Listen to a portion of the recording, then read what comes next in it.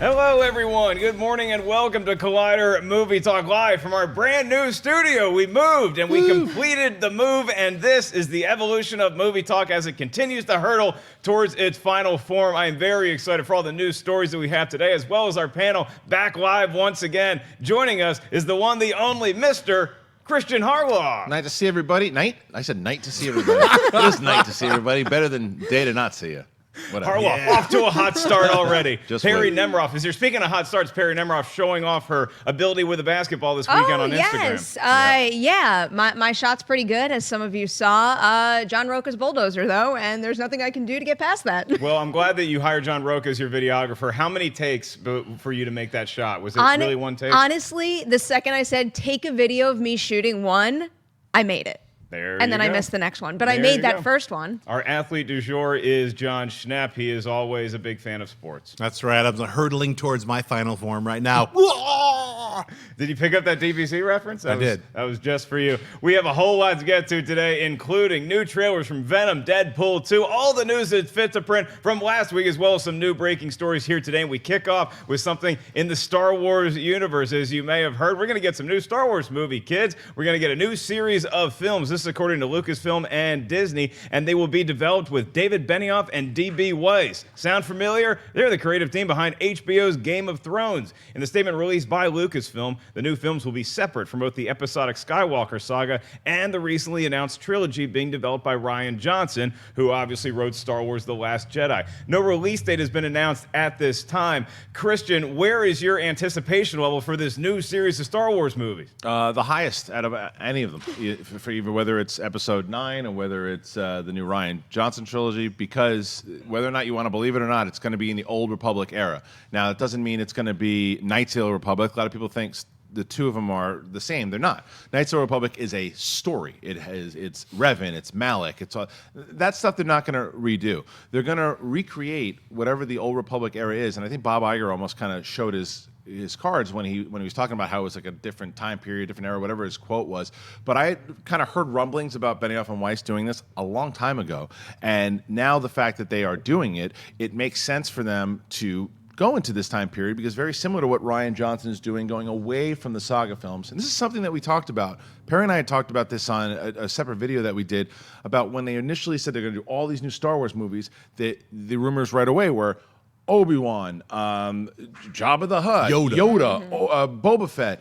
And it was like, well, why don't you expand and do more? Well, they're expanding and they're doing more. And they'll be able, because the Star Wars timeline expands thousands upon thousands of years, even from Episode 4, when for over 1,000 generations, the Jedi Knights were, and like that, there's so much history that they can do, and why not do something like, how did the Jedi start? How did the Sith start? Like, how did all that stuff come to be? That's something, especially now when a lot of people are like, well, how come we haven't seen so many lightsaber fights? Only real, if you go to Attack of the Clones, which is arguably the worst Star Wars movie, one of the best scenes is when you see all these Jedi running around with the sabers. Let's see that against a bunch of Sith, and let's go really back into the old school of when the Sith armies and the Jedi armies fought. I think that's what Benioff and Weiss will do, should do. So I'm very excited about it. And obviously you're rooting for an Old Republic movie, but that has not been confirmed as of right now. Is it? That's us speculating that this is these are the people to take us to an entirely different place in Star Wars lore, because Rian Johnson said that he wants to do a different corner of the universe, but didn't really say if that's going to take place at the same time as what's going on with the events of the Skywalker trilogy, or if that will be also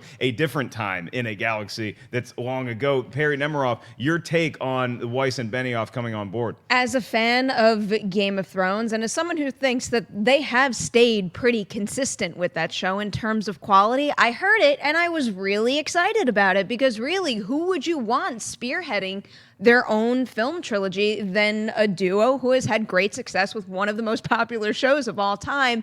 My only concern now is just seeing what other high-ranking creatives they bring on board, because, you know, when something like this breaks, obviously I've seen a bajillion articles out there, oh, it's all white men leading Star Wars, and, you know, I can't really deny that, but they do have the opportunity to give those directing chairs and some of those other positions to new, exciting talent, because in addition to just Star Wars being ripe for telling really different stories, that's why I think that we're going to be in a position where there doesn't necessarily have to be Star Wars fatigue, because as long as you'll take the risk and explore new characters, new stories, new tones, new genres, then it can keep going, and there's a lot of room to play.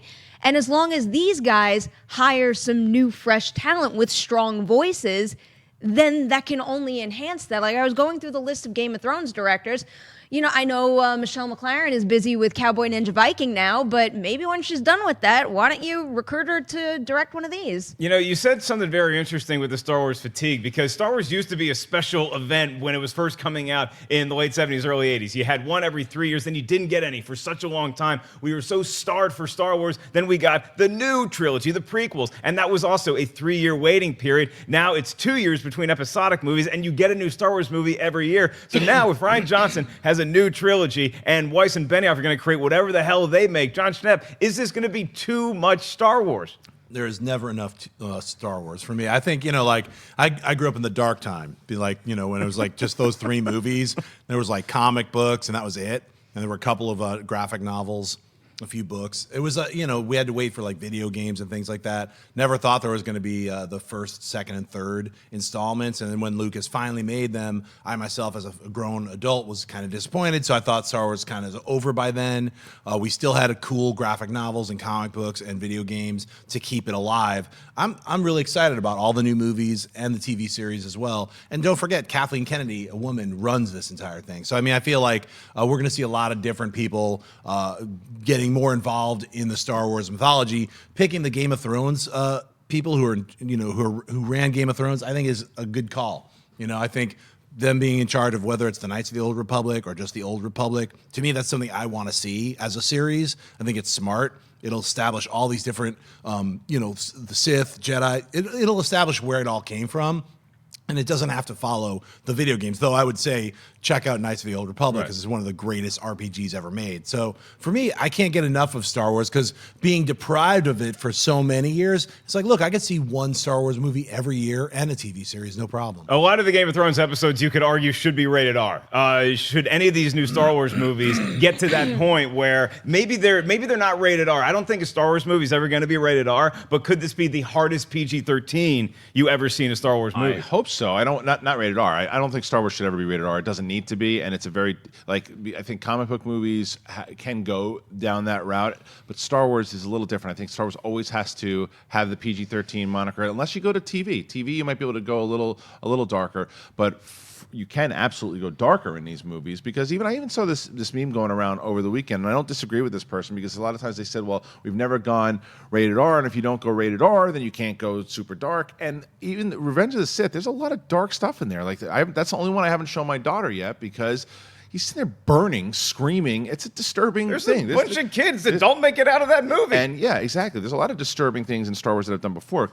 They're not going to go to the lengths that they've done in Game of Thrones, obviously, but I think that you can go down that route, and I think that you should. I think that you also shouldn't, just because it is Star Wars, say, oh, this is just for kids. I think that Star Wars can be for adults and kids, and I think that sometimes you can make it a little bit more kid-friendly, and I think sometimes you can make it more adult-friendly. So I do think that this one will sway more towards the adult-friendly. Is that how you see it, Perri? I really want a rated R Star Wars movie. Yeah, you guys know I want that. And I think that maybe a lot further down the line, when they have a stronger foundation with all this new content, maybe that's something they would explore. But I think I want a rated R Star Wars movie even more so, because when I read that update on the streaming service that they're not going to have any rated R content for launch. So maybe that could change further down the line as well. Where But does Daredevil and everything go? No, it's going they're to stay on staying Netflix. on Netflix. So the thought that when they launch that streaming service, whatever Star Wars show they launch with it can't tap into that kind of territory makes me think I want it somewhere else. But, I know it'll take time. And what you say does make sense. I mean,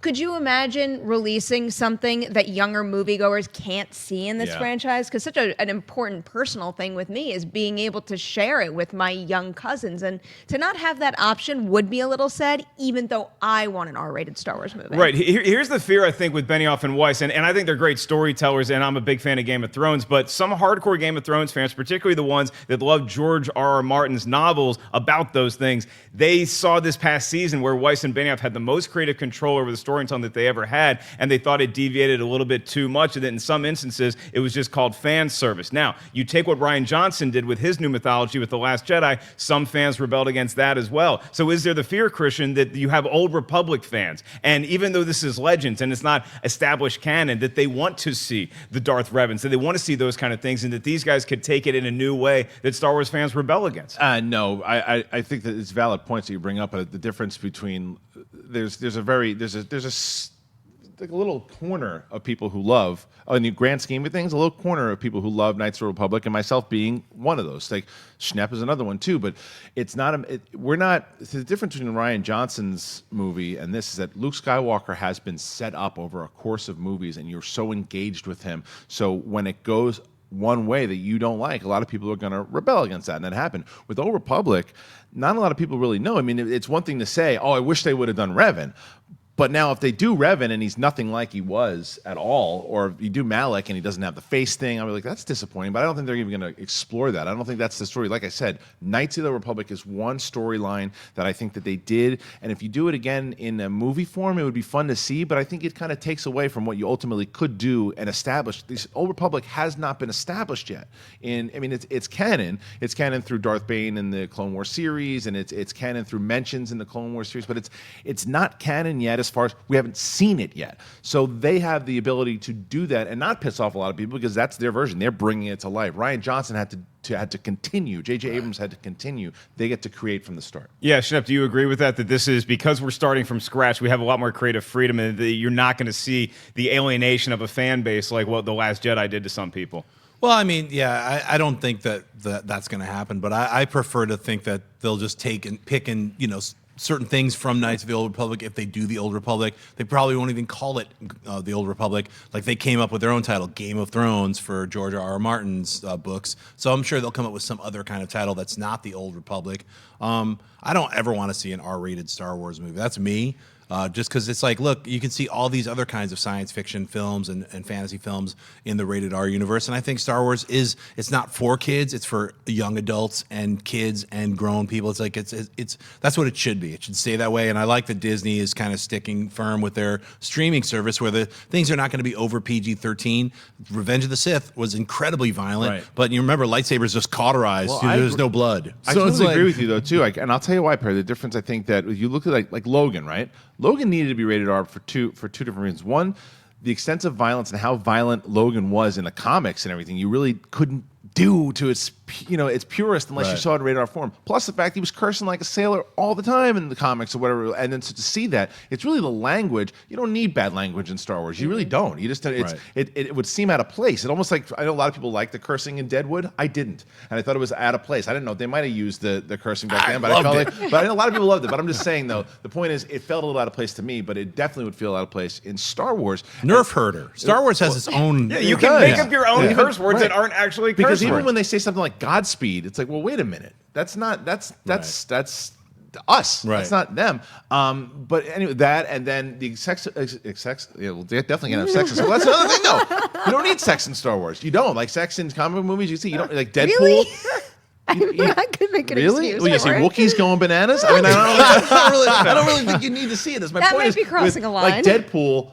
That worked. Yeah. You had to see it, but I just don't think it's necessary in Star Wars. It's necessary in comic Well, movies. it's It's because we necessary in haven't something. seen it yet, though. The second you necessary. change the kind of tone, and the reason I think I can process it is because I read that stupid Death Troopers book, which is not the greatest story, but that did show me that there is a lot of creative potential in the idea of setting a horror-like scenario within the Star Wars film franchise. think you could do that PG-13? Thank God. Well, you can do a lot of things PG-13. We were just talking about it, and there's tons of scary horror movies out there that are rated PG-13 because you don't necessarily need a lot of excessive blood, violence, and gore to scare someone, especially if you have a really scary message that you can get through someone's head. But with Star Wars, I wouldn't want to completely close them off to playing in that territory, because especially when I apply this Game of Thrones comparison now, that type of story set in this universe sounds so exciting to me. Yeah, it just seems a little weird if you tell a bunch of kids, hey, you know how you all love Star Wars? There's this other Star Wars movie that's coming out that you're not allowed to see because it's called 50 Shades of Chewie. Like, that would be weird to me, but I would want to go see it. That's the noise you hear at the end of the trailer.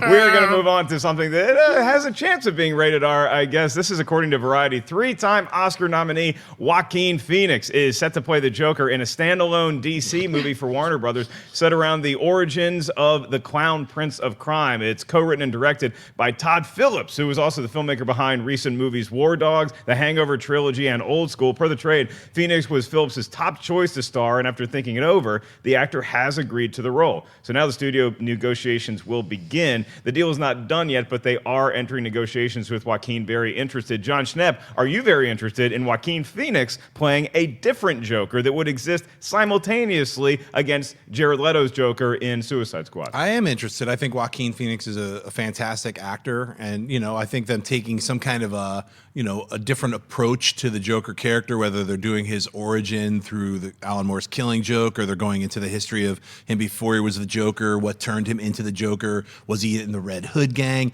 There's so much potential to explore that they didn't explore with Suicide Squad or Jared Leto's Joker version. I'm always up for more Jokers. There's a Joker right now in Gotham, Jerome. He's not really the Joker. We don't know. It's like, look, he's a great character, just like there's so many people who've played Batman before, and there are going to be a lot more people playing Batman to go into the future. So I don't really mind seeing different versions of the Joker. When I first heard they're going to do like a Scorsese Joker, I was like, what's going on with the DC universe? But the more I think about it, the more it's like, look, we can explore you can have the DC universe that exists with everybody kind of interconnected. You could also have these standalone films where you can explore the characters. So I'm kind of more interested in that. My concern is like actually with the director Todd Phillips. I wonder what kind of tone he's going to have, because most of his films have this kind of comedic tone. And I'd like to see a much more serious Joker, especially coming from Joaquin Phoenix. Even though he's called the Joker, I'd like to see it remain a little bit darker. So who's to tell? Well, when I was reading that Variety story, I was looking for the name Martin Scorsese. They didn't mention him as being a producer in this story, so I don't know if he still wants to be involved with it. But isn't it interesting to you that the Joker was this role that was played by Heath Ledger, and it became so iconic that it felt like you could never follow that, and now all of a sudden Joker's going to be the first comic book character we see with two different iterations on the big screen running at the same time. That doesn't strike you as odd? Oh, it does strike me as odd. You didn't ask me that. I think it's weird and strange that we still don't have a Superman sequel and a Batman film, but we've got the Joker. It's bizarre and strange, and not even part of the same universe, like an offshoot universe with different actors. So it's weird, but like, hey, like they're throwing the dice. They don't know what they're really doing at this point, so they're going to be like, let's see what sticks, which I think you got to do. Like some of the things that they've got in motion, I'm all for. Shazam, Wonder Woman 2. I want to see Aquaman. I'd like to see what they're going to do with these other characters. So if they get Joaquin Phoenix, I'm on board. Yeah, Perri, it's like we have all these other characters. We're waiting to launch their origin story in the DC universe, but in the meantime, we have a Joker movie. We think the Joker sells. Joaquin Phoenix playing the Joker, that certainly adds some clout to it. I'm so in. You guys know me well enough to know I am neat and orderly, and I like everything laid out in a logical way. So the idea of having two Jokers running around does throw me off, and especially because I don't really think we got Jared Leto to his best in Suicide Squad. I wish the movie had highlighted him and Harley Quinn a little more than it did. So I don't really want to take that opportunity and that spotlight away from him just yet, but who would say no to Joaquin Phoenix playing the Joker, especially when I love Benedict Cumberbatch, but especially when we got so close to him entering the superhero realm for that movie. And now to hear that he is in talks and interested in this one. And, Warner Brothers is in a position where they kind of have to play his game if he's willing to do this. And if that means doing limited press for this movie, then so be it, especially if we wind up with a really rich, dark, interesting Joker movie. And I kind of love the idea of these spin-offs because it gives the filmmakers, especially if they're standalone movies also, and they're not directly tied to everlasting franchises that are going to spin out of control, it gives whoever is directing this, in this case Todd Phillips, so much creative freedom. And the idea that they're saying about this being a story that tells how he got into crime, that sounds pretty damn good to me. Yeah, I mean, Kristian, I think we're all excited to see what Joaquin Phoenix does with a role like this. Anytime it's an acclaimed actor and they have something where you can really sink your teeth into, we're going to be interested. But if we step outside of our little movie fandom bubble and we have more the perspective of your mother-in-law, say, is she going to be able to aware? Are most audiences going to be able to accept two Jokers? Why is he dressed like a clown? And will he be coming over to do some tricks? Oh, No, Pat, it's a movie. First of all, let's address the Todd Phillips thing, because this is actually a movie I'd like to see him do. Because Schnepp, did you see War Dogs? No. You should see War Dogs, because I think I would have had the kind of same trepidation you did if I hadn't seen that movie. But it's not. There's some comedy involved. Comedic, but takes itself serious. Very much so, and I think he does a great job. And the other thing that I would also say, the other name is, look at Adam McKay, right? And not that they're the same person, but Adam McKay, who was known for comedies, went and did the Big Short, and man, was that a good movie. And he was supposed to do Ant-Man, and no one wanted him to do Ant-Man because that's the guy that did, all those other comedies. What's he going to do? Anchorman, right. So now Todd Phillips, who is trying to go a little bit more, and maybe a Batman and Joker fan. The other thing I'm very curious about is we haven't really seen the origin story of the Joker since Jack Nicholson with Jack Napier, you know, and maybe they're going to switch it up and do some different things. But like Perri says, it's Joaquin Phoenix. You want to see it. I think the big takeaway for me, and I didn't even realize I felt like this. First of all, I agree with you. I didn't see Scorsese's name anywhere, and I was like, well, what happened to that? They're just kind of not even mentioning it, but not a big concern because maybe he still is, but they don't want to. They want to focus more on Joaquin. Maybe it's a different movie. Maybe you get three Jokers. I hope that they wouldn't do that. But to bring me to my point, the most interesting takeaway is I actually think this is a great move by DC. I really do, and I'll tell you why. I think that if they continue the DCEU and connect these movies the way they have been, you have that fan base there's certainly the fan base that loves what they're doing. And for the fan base that is like, well, it's not really working the same way, you give them, you're pretty much treating it like a comic series. It's like you can follow this line, or that there's this other line that you want to follow this. I think it is very smart for them to do it this way, because it's like, don't worry about it, it doesn't connect. Do you like the movie? And there's another movie here for you as well, too. It doesn't all have to connect. No one says that everything needs to be the shared universe. Right. We just are accepting it because of Marvel, obviously, and they've done it so well. But maybe DC now steps back and goes, no, we have our one that does do that, but there's all these other standalone movies that you guys can enjoy. It's like these lines. I think it's very smart, and it's a great way to basically win back a lot of fans. I'm glad you brought that up, because that's just like what DC did with their Elseworlds comic books. They would do different versions of Batman, different versions of Superman in the comic books. And as a comic book reader, I'm used to like different writers and artists coming on doing their take on the characters. So that's why the more I thought about, you're getting Joaquin Phoenix, you're going to bring top caliber talent. Now, who's going to play Batman in the Joker? Because they're gonna, that's, to me, it's not gonna be the Joker. The Joker's the main character, but they're gonna flip it. Just like Batman had the Joker as his villain, I think they're gonna have Batman in. The Batman cannot not be Unless in the they do Joker. Very similar to what they did in Batman Begins, when at the very end, that's when you see the card of the Joker. Maybe at the very end you see the bat signal. I'd be into that. Yeah. This feels like the Venom conversation all over again. This is very exciting. So you get more Jokers. Get excited, kids. I think is there two in every card pack? There's two Jokers? Who plays cards here? Yeah, there's two Jokers, so now we have two coming out possibly at the same time. Will Kristian's mother-in-law go see it? That remains to be seen. People did go to the movies this weekend. I saw it instead. Did she catch 50 Shades Freed this weekend? No, I don't think she did. 50 Shades Freed was #1 at the box office with a $38.8 million haul. That is followed by Peter Rabbit, which did not have as much lovemaking in it, $25 million. The 1517 to Paris, an impressive $12.6 million. Jumanji still hanging around with 9.8 on The Greatest Showman. People are seeing that movie dozens of times in the theaters with $6.4 million. Perri, 50 Shades Freed, it came up short of what Darker did, because Darker opened to $46 million. However, with this opening, what it did both domestically and internationally, 50 Shades, the franchise, has grossed over $1 billion. I think with all of the jokes and the backlash that people make about the 50 Shades trilogy now, I think $38.8 million is a very impressive debut. It is. It's pretty solid. It's definitely more than I thought it was going to make. I thought it was going to come a little closer to about $35 million. Stop making a face at me. Do you know who awkwardly did go see 50 Shades Free this weekend? Perri Nemiroff? No. Dewey? No. Your mom? No. Nana? Really? Nana saw it?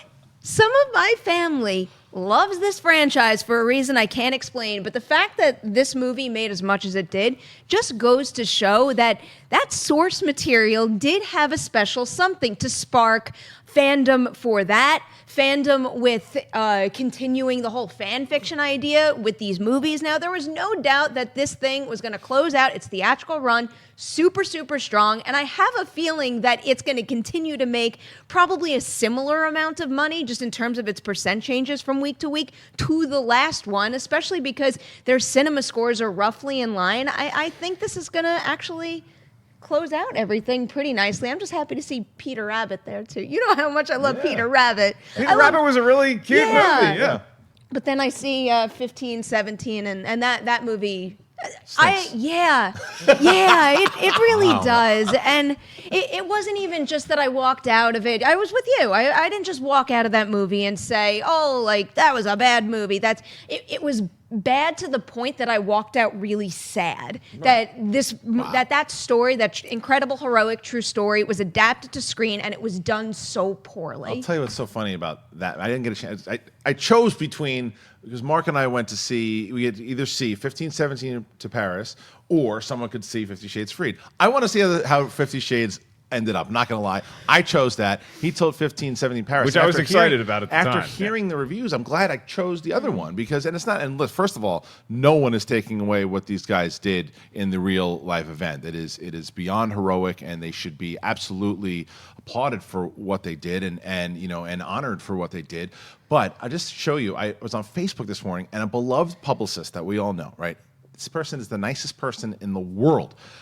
Gave and never posts reviews. Gave it a scathing review on his. I'm not going to say, but I just and I looked and I'm just like, oh my goodness! Like it just brought in this like, pretty much saying the same thing, that it was this really heroic event that was ruined by having to the noble notion of putting these guys in it to tell their stories. I understand, but then not everybody can transfer that over. Again, I didn't see the movie, but from what I'm hearing, that's not even the problem. No, his thing was there was the vacation leading up to it. Not even just that. I mean, they're not the greatest actors ever, but I thought some of them did have moments of charisma. Sure. The problem for me that I don't even think a professional actor, a trained, experienced actor could have done much with is that script. Oh, right. That is hands down some of the worst dialogue I've ever heard. Well, then you didn't see 50 Shades Freed because there is some laughable. It is that, but to understand, like you said, I don't know how some of my family likes this. It is a guilty movie pleasure. It really is. Like it was a comedy, and I wanted to watch it. We didn't want to. There was not one point in the movie where I wanted to walk out. I wanted to see where this bus crash was going to go. The entire time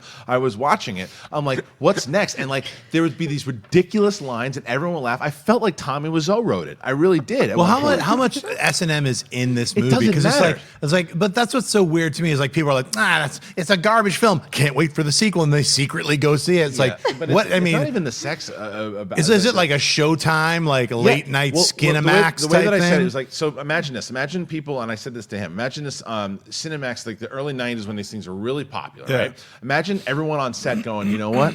If we had like $50-60 million to make a movie, we'd make something great. They would just make this. Okay, that's all it would be. Perfect. But anyway, that movie making the money it did. Sure, I'm glad Peter Rabbit. My daughter's obsessed with it. This morning I was Mr. McGregor on the way to school. So and then you look at Jumanji and Greatest Showman. Just keep going, as you say. Keep on chugling because keep making that money. Now, look at how much money. Is this Peter? Like, here comes Peter Cottontail. Is this different? Is this the same? This is Peter?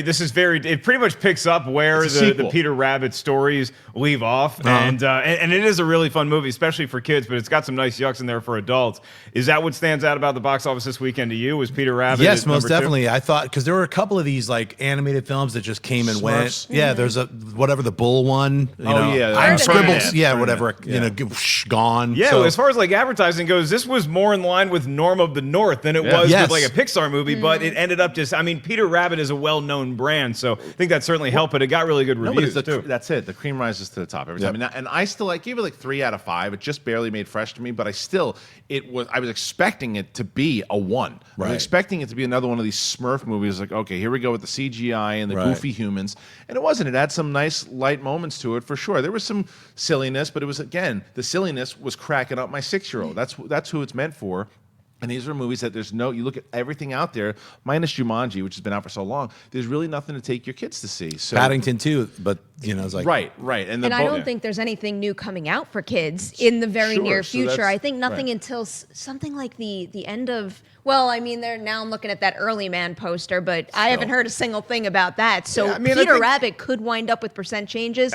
Maybe not as low as Jumanji because that's next to unheard of, but something close. I and think low. Peter Rabbit will do pretty well, and then you have A Wrinkle in Time coming out, which is like the next big movie that you would take your family to go see, but that's not until March 9th, I believe, or But something it's still like not that. geared so. to like younger kids. This movie's geared to younger Yeah, kids. and you see an animated rabbit, it's going to do something different for Right, kids than right. any other live action movie would do. Well, 50 Shades Freed can enjoy its brief run at the top because this weekend there's another movie coming out that I'm pretty sure is going to take the cake at north of, at least if I'm guessing, $150 million. That would be Black Panther is released, and we're very excited to be part of an event that is going on this weekend in downtown Los Angeles. Black Panther Unmasked Studios presented by Brisk. This is going to be a lot of fun. We're going to do an actual movie talk episode talking about Black Panther, in which we'll feature an interview with Black Panther costume designer Ruth E. Carter. She's going to join us live on stage. It's February 17th, so you want to get there earlier than 2:30. It's kind of an ongoing thing for 2 days. If you want to get your RSVP in there, do it right now. Just go to Complex and just take out the vowel, CMPLX-EIT/brisk. Just type it in, and there you go. It's Saturday at 2:30, and it's downtown Los Angeles, so we invite all of our fans to come out, say hi. You're going to have a lot of your Collider favorites on hand. Myself, Joel Monique, Jon Schnepp's going to pop in, so it's going to be a really good time this Saturday, downtown Los Angeles. We start at 2:30. I recommend getting there earlier to make sure you can get a seat. We're going to move on to agree or disagree, and it's time to take the gloves off because Michael Bay is back in the news, and he might be helming the new Lobo movie for DC. This is according to The Wrap. Based on the DC Comics character, Lobo is said to be Warner's answer to Marvel's Deadpool, and the Transformers filmmaker reportedly met with DC film execs to discuss the project and offered notes to screenwriter Jason Fuchs, who worked on Pan and Wonder Woman. Once Fuchs is done, the studio will present the new script to Bay to see if he sparks to the project enough to sign on. No release date has been targeted for Lobo at this time. And I'll kick off the first salvo here by saying that I don't want Michael Bay doing this Lobo movie, because as great as Michael Bay can be when he's directing action movies, and everybody knows I love 13 Hours and his earlier work like Bad Boys and The Rock, this is not the right property. Why? Because if you're trying to make Lobo the answer to Marvel's Deadpool, you don't have Michael Bay being the guy who directing jokes. He is not a guy with a great sense of humor, as proven by every Transformers movie we've ever seen. The Bumblebee spinoff is probably going to be funnier. You know why? Because Michael Bay is not directing it. Jason Fuchs, I haven't seen enough from him and his screenwriting to say, yeah, he's the right guy to be doing jokes. So I'm very concerned about this Lobo project right now, where it seems like DC is just going after the biggest name possible to direct the movie. Michael Bay brings in a lot of money for Transformers. Kristian, is that going to work out well for Lobo? As financially, maybe.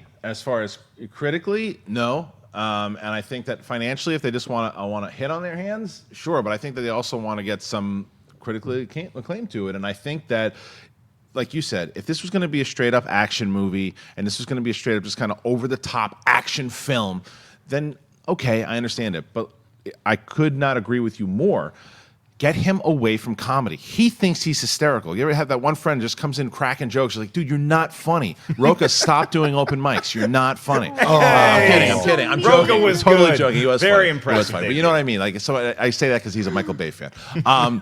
But you go in and cracking those jokes, and he like the Merlin stuff, and like he just sat back on. That's gonna be great. That's gonna hit. He's not funny. And if you're gonna compare it to Deadpool, Ryan Reynolds. Funny, knows how to do funny. Michael Bay does not know how to do funny. He doesn't. He knows how to blow things up, but he does not know how to make a funny movie. Even that movie, what's the movie that you love? 13 Hours. 13 Great Hours. movie.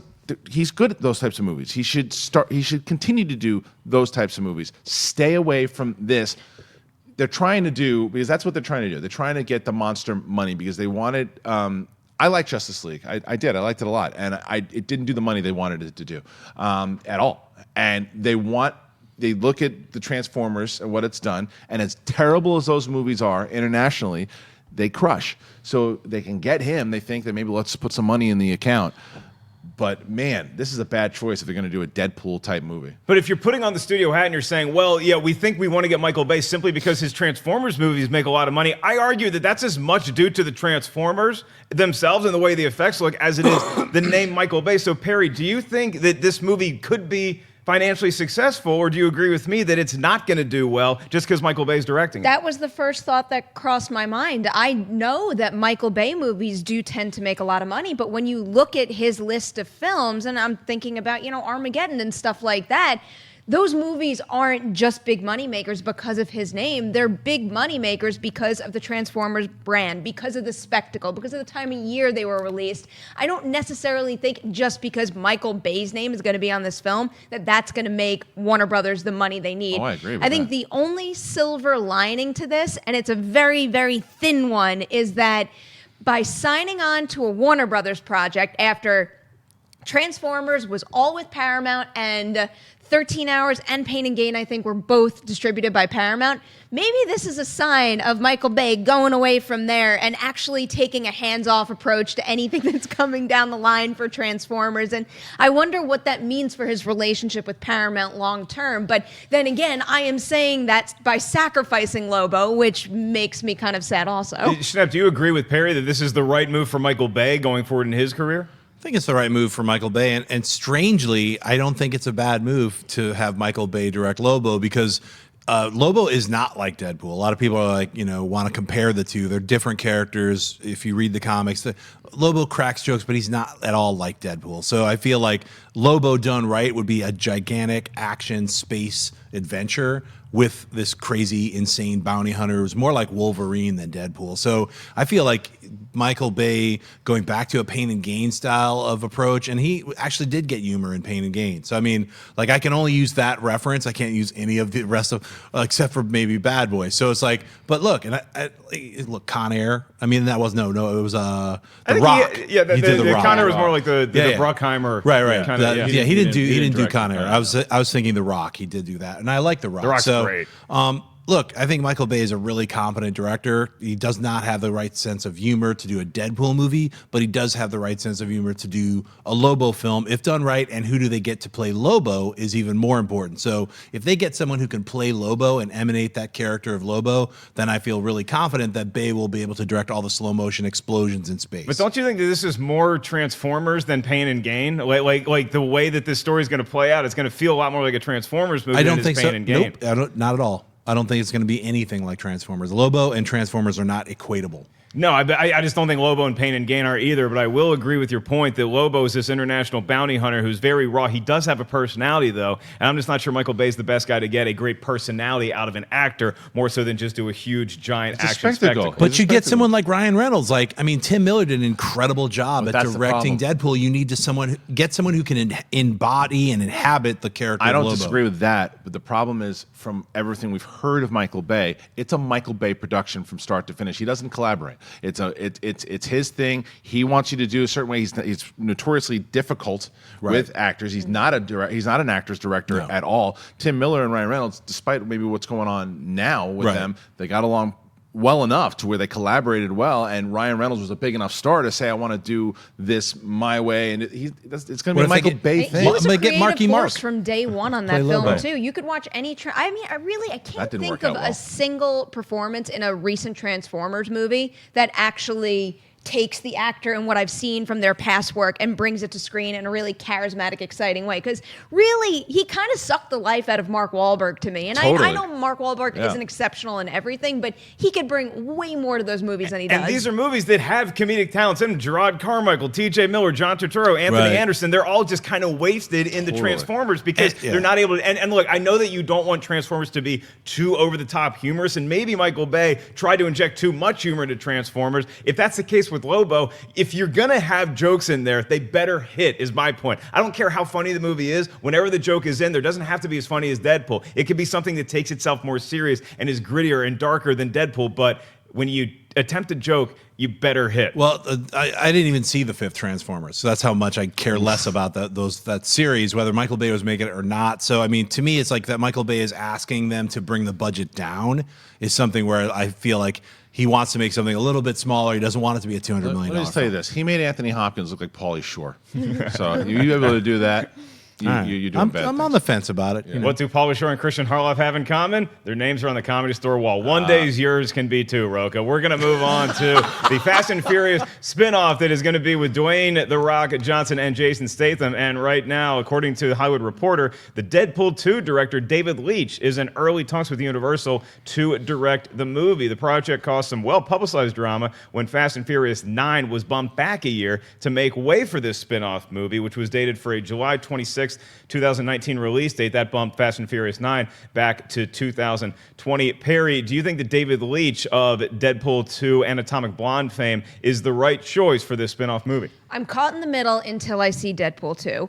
Between the two Fast and Furious movies we're getting, this is the one I want more, the spinoff. I am sick and tired of that main storyline. I think that needs to go away and them go in a new direction. And these two guys have huge personalities. They've been so much fun to watch the past few films. I'm all for it.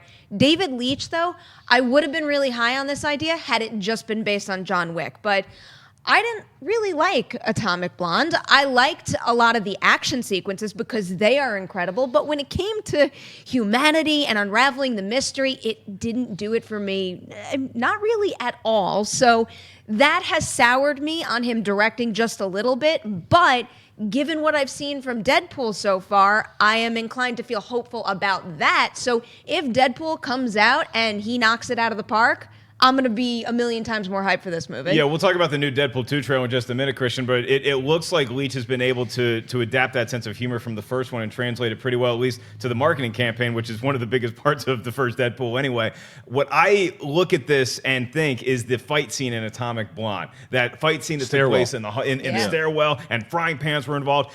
I want to see more Statham versus The Rock. Now, we might not get that because now they're buddies in this movie, and I find that a little disappointing because I want to see one more great fight scene between them. So maybe something goes down in this new movie where they can have one more, we're going to fight it out, and then bro hug at the end. Do you think that that scene in Atomic Blonde is enough to give David Leitch the directing rights to this movie? It's enough to have him considered for sure, because I also didn't like Atomic Blonde, but I thought that scene was some of the best action we've seen in any action movie in a long time. It was great. It made me disappointed because when you don't get to that scene until like an hour or an hour 15 into the movie, and I was like, where was this movie? Because the rest of the movie is a music video. It's like, hey, we're in the 80s, so every popular 80s song that we could find, we're going to make a music video throughout everything. And I hope that that's not what he does in his other movies. Now, Deadpool.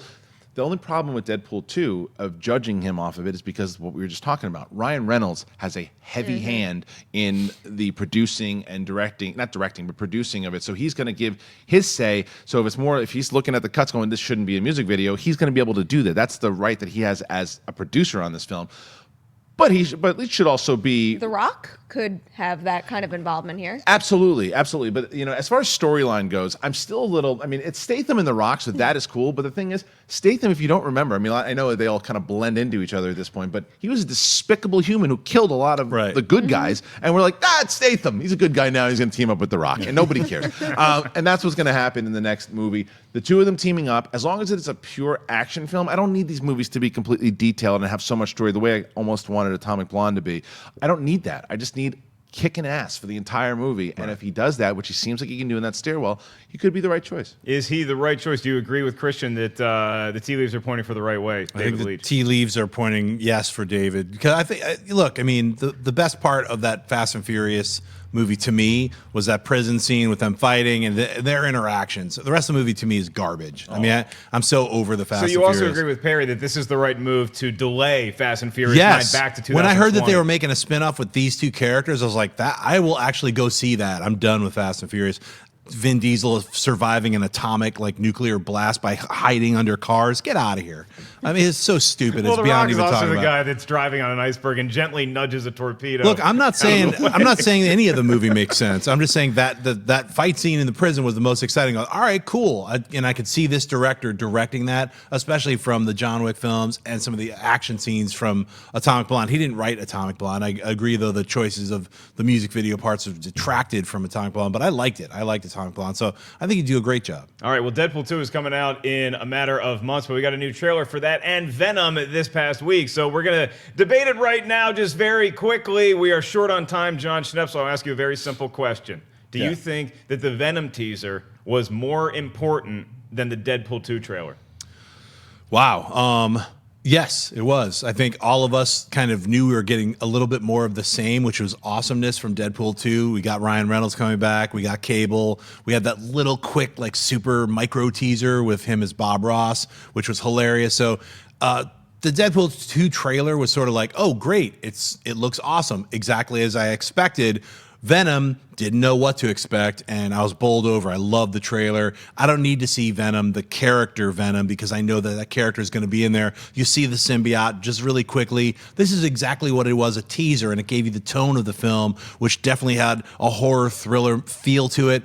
I mean, to be more excited than I already was with the casting of Tom Hardy, to see how this film is coming together, to see how it looks, the way Ruben Fleischer is directing it, everything about it was great. I don't mind not seeing the symbiote, because I know we're going to see a lot of that. Yeah, I mean, I saw a lot of fans disagree with you that they wanted to see the suit at some point in the trailer. Kristian, do you agree with Schnepp that we did not need to see Venom? I agree with him 1,000%. I saw all the backlash. People, oh, where's Venom? You're gonna see him in the movie, yeah. And it's a teaser to first make you go, "What's that creepy movie?" That's the first thing. Is oh, that's Tom Hardy. What is this creepy movie? Oh, it looks like what was that movie Life that came out? It looks like kind of like a Vision of Life. What is this? And then it's a teaser. It's not the full trailer, because when a little teaser comes out and then you see the next one, I guarantee you the same people the naysayers that were saying, "Oh, we need to see it," and if you see it in the second trailer, all right, cool, I'm on board now. Because you don't need to see the suit, because the first is. There's Tom Hardy. He's going to be in this creepy movie. Does the creepy movie look, first of all, creepy? Yes, it does. Second of all, does it look interesting? Yes, it does. And does it have a very capable, awesome movie star, incredible actor? Yes, it does. So right then and there, I'm on board, but I would like to see it in the full trailer. If it doesn't, then I'm going to go, wait a minute, why am I not at least seeing this? Because it's part of the story and the storytelling. So as far as Deadpool 2, it looks pretty much the same, and in a good way. The only not issue, but concern I have going into Deadpool 2. I know that it was part of the comics, to where he's always kind of looking into the camera or breaking the fourth wall, addressing the audience. I just worry that they do too much of that, because in this movie, in the trailer alone, it's just like everything. Oh, we didn't have this budget, we didn't have this, and I thought part of the charm of the first one was that it was kind of like just thrown in there, little jabs about, like, Patrick Stewart or James McAvoy, little things like that. I don't want them to beat me over the head with, this is a movie. We're acknowledging this is a movie. If they do it too often, I think it'll rub me a little bit the wrong way, but it still looks pretty interesting. Yeah, Perri, I'm surprised I'm hearing such great things from the Venom trailer from these two. How about you? I liked it too. I would rather have this approach than what I was expecting to get. I will say, though, when it ended, I did feel that it was a little strange that they didn't show him in the suit, just because it did feel like the entire piece was building towards that. And even if it was just like the tiniest little bit of it at the end, because you have that logo, but that is not a frame from the film. So I thought that they were going to do some sort of, not an outright look at what he looks like in the suit, but just a little tease. But then again, it's a teaser trailer, and what I really responded to in this is that teaser trailer is essentially packaged like a character-driven movie. I mean, to the point where there are so many shots where the camera is just following Tom Hardy as this character. I was a little shocked by how I walked away feeling like I was in his head for a little bit, in his shoes per se. And when it comes to my superhero movies right now, I'd much rather have that approach than, oh, look at all this action. Look at this crazy suit you guys have all been looking forward to. I will wait, especially if I get the sense right off the bat that this is primarily a character-driven superhero story. Yeah, it's almost like the studio didn't want you to know that Venom was a movie about a comic book character, isn't it? You watch it, it just looks like some creepy, weird horror suspense movie, and I wonder if that was actually on purpose, if they're trying to get fans of, say, Tom Hardy, or people who wanted to see more from A Cure for Wellness, and they're like, what's this movie? Then they show you really quick at the end, so Venom fans know it's a Venom movie, but other people are like, oh, this just looks like a scary horror movie coming out around Halloween. Yeah. I love that approach. I think that approach is something to what Perri was just talking about. It's like, let's rely on the actor, let's rely on the premise, let's rely on the story, and don't worry. In the big trailer, well, you're gonna know, all the fans are gonna know it's a Venom movie. You're gonna see the suit, but this was more about like, again, just bringing us in with the tone. We know this is kind of a creepy. This is not a superhero film. This is something a lot bigger. I agree with you, but I mean, the intellectual side of me agrees with you guys. But like when I watched the trailer, I was like, come on, I wanted to see. Yeah, but you know how excited you're going to be, like, because when you see right. the full trailer and you see Venom at the very end, they'll save that for the end. You're going to freak out because they did. But that's a great point though, because by doing that and getting people like, where was it? You're going to carry, because first of all, you wanted to see it. And because you didn't see it, you're going to want to see it even more. Now you're invested in the psychology of the character. They also just finished shooting this movie very, very recently. So there is a chance that kind of work isn't, not even just completely finished, but finished to the point that they're willing to show it to people. Look, nobody loves being teased more than gambling man Mark Ellis. So I always talk about the tantric experience of watching a trailer for the first time. So let's have Venom maybe in the second trailer. If we don't see it, then we know Kopsher's going to be very happy that they don't show what Venom looks like until we actually see the movie. Right. What a bold strategy that would be. This is not the only show we have on Collider Video. Now that we are back up and running in our new studio, we're very excited to be having daily movie talks that are live once again, as well as Jon Schnepp. You got anything cooking this week? Oh, yeah. We got a brand new Heroes coming up later this afternoon, filled with tons of sweat. So just, you don't even know how much we're going to try to cram into an hour. So. Whole lot of sweat. We want to remind you guys we're going to save time for one live Twitter question at the end of the show. So go ahead and tweet us right now at Collider Video. Use the hashtag Collider Movie Talk. Our Black Panther non-spoiler review.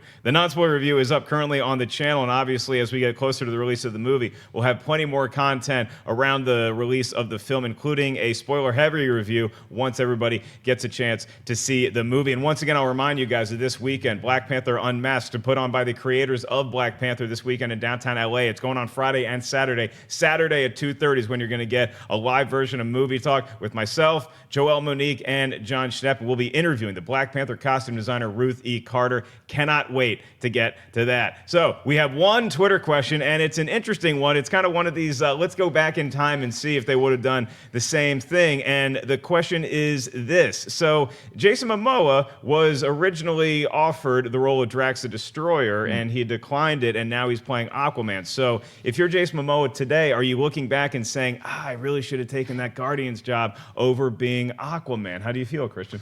I don't know. I think that's a tough one. I mean, he made Aquaman pretty cool. Stop that, R2. Sorry about that. He made Aquaman pretty cool. Aquaman was one of two things: either the blonde orange suit guys that you knew from the comics, he talks to fish, or he was Vinny Chase, right? You didn't, and so now when you think of Aquaman, you think of Jason Momoa. So he kind of made it his own. He gets his own standalone movie, which Drax doesn't have. I do think that he probably would have pulled off Drax better than Batista. I think Batista's really good in the role, but he's a better actor. I think his comedy is sharper, and I think that overall we're so used to Batista as Drax. Right. It's like, how could we possibly say that? But Momoa's a better actor than Batista.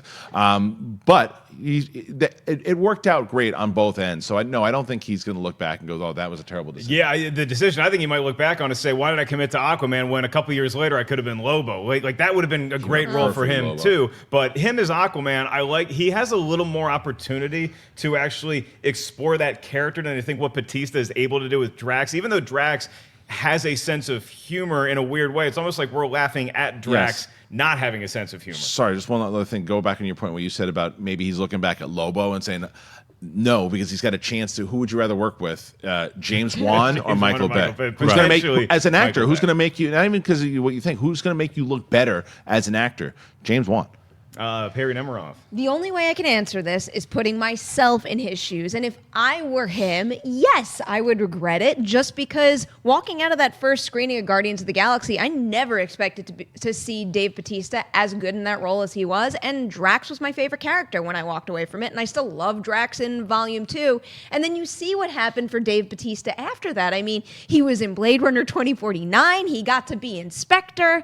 That opened the door for him big time. And it's not like Jason Momoa doesn't have any other good credits. He was actually really good in The Bad Batch last year, if you haven't seen that. But you know, there's a cloud over the DC movies right now, and there's no doubt that they could prove everything wrong when Aquaman comes out. But honestly, if I were in his shoes, I would have been like, I should have been Drax. Final word goes to Jon Schnepp. I would say that he was probably like, when he got offered the role to play Drax, he was going back to, I did Conan, and that didn't work out too well. I mean, people forget he was already Conan the Barbarian, and that was just not a good film. It was not a good follow-up to the Schwarzenegger film. So we all want another Conan film. We're probably getting that as a series. I think him playing Aquaman was different enough that he was really gunning for it, and when he finally got it, it was like, that changed his life. I mean, look, now he's been in a ton of other films. He possibly might be the new Crow. I think he's got a very heavy future in the, just as well as Dave Bautista. It worked out great for both of them. Yeah, and let's take Momoa's perspective out of this for a minute and just look at Aquaman fans. If you're an Aquaman fan, you're very happy Jason Momoa made that decision, because there's not a lot of people that could pull off making that character, like what you said, somebody who's known for talking to fish or